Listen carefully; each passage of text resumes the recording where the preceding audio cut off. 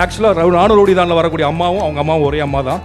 விக்கி எப்படி அவங்க அம்மாவை எப்படி கூப்பிடுங்க? விக்கி உங்கள் அம்மாவை மீனு கரெக்டா மீ அப்படின்னா விஎஸும் அந்த படத்தில் கூப்பிடுவார். அண்ட் விக்கிக்கு இருக்கக்கூடிய ஹியூமர் மாதிரி 100 மடங்கு ஹியூமர் உள்ளது தான் அவங்க அம்மா.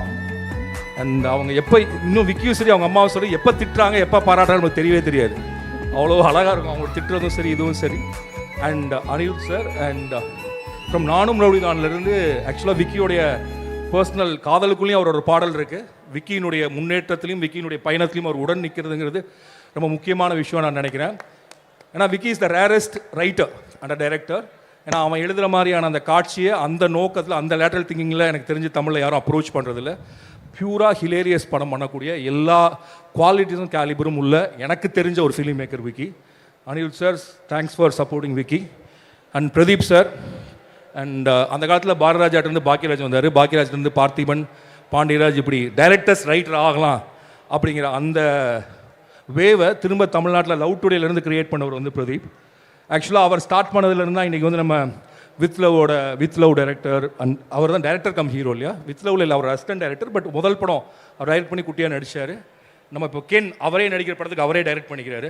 ஸோ இன்றைக்கி டைரக்டரும் ஹீரோவும் ஒரே ஆள் தான். ஒரு ரைட்டர் ஹீரோ ஆக முடியும். அண்ட் தமிழ் சினிமாவில் ஒருவர் ஹீரோ ஆவதற்கு உருவமோ உயரமோ எடையோ அழகோ அவசியம் இல்லை அப்படிங்கிறத மீண்டும் நிரூபித்தவர் வந்து நம்மளுடைய பிரதீப். ஸோ எல்லாத்துக்கும் சுலபமாக நடக்கிறது விக்கிக்கு மட்டும் வந்து ஒரு பயங்கர கஷ்டப்பட்டு தான் விக்கி எதையுமே அச்சீவ் பண்ணக்கூடிய இடத்துக்கு வருவா அப்படி. ஏன்னா விக்கி யோசிக்கிற கதைகள் அப்படி. இப்போ உங்கள் எடிட்டர் சொல்லிட்டு இருந்தார் வேறு ஏதாவது ஒரு கதையை பண்ணினாலும் முடிச்சுட்டு போயிருக்கலாம். அது ஒரு ஃப்யூச்சர்னு வச்சு அதுக்கு ஒவ்வொரு ஷாட்டுக்கும் ஒவ்வொன்று பண்ணணும் வச்சு இந்த படத்துக்கு இவ்வளோ ஒவ்வொரு படத்துலையும் ஏதாவது ஒன்று எக்ஸ்பெரிமெண்ட் பண்ணுறது, தன்னால் இது வரைக்கும் செய்யாத ஒன்று செய்கிறது, தமிழ் சினிமாவில் யாரும் முயற்சி செய்யாத ஒரு கதை பரப்பில் ஒரு கதையை யோசிக்கிறது, இதுதான் விக்னேஷ் சிவனுடைய அடையாளம். ஆக்சுவலாக எல்லா போராட்டத்துக்கும் காரணம் அதுதான். விக்னேஷ் சிவன் தான்ங்கிற ஒரு அடையாளம் வச்சுருக்காருல்ல.